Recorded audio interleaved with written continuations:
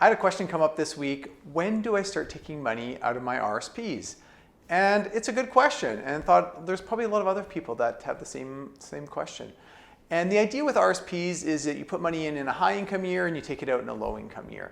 And you're actually forced to take money out of your RSPs, or you're forced to convert your RSPs into a RIF, registered income fund, at age 71. Age 72, money has to come out. There's a percentage, there's a scale, and you start to pay taxes on that. And so that's when you're forced to do it. You can do it at any time. And so, for example, with my wife and I'm working, my wife's a stay-at-home mom, and I put money in a spousal RSP account. And there's a 3-year timeline that I have to wait, 3-year period, and then I can take money out of her RSP, or she can take money out of her RSP, and it's taxable to her at her lower tax rate, and it's a way for us to income split. And so that's a great way to do it there. So that's something to think about. Also, many spouses don't retire at the same time. We got one that's still working, one that's retired. And you may say, well, hey, we don't need the money. Why should we take money out of our RSPs? Well, Canada has a progressive tax system.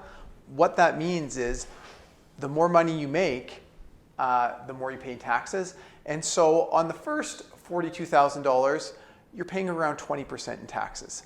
So every dollar you take out, you pay 20%.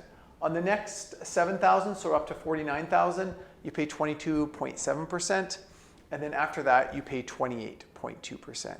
So if I have one spouse that's working, one is retired, and their income is zero, I'll take their income up to $42,000, maybe even $49,000, depending on how much is in their RSPs.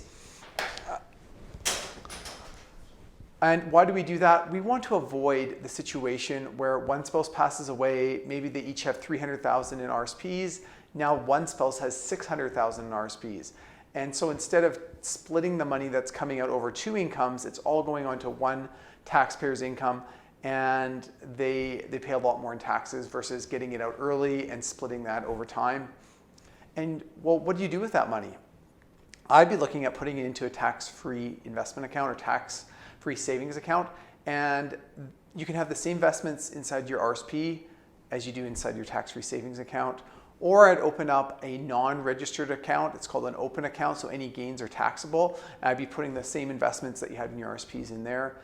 And so it's a great way to manage your taxes, keep your taxes low over time, using it a lot. If you're a client of mine and you found this helpful and you think that there might be somebody else that you'd like to share that with, please feel free to do so. If you're not a client of mine and you have questions about RSP withdrawals, tax strategies, please contact me. I'd love to help. You can find me on Facebook, Instagram, and LinkedIn. Have a great day.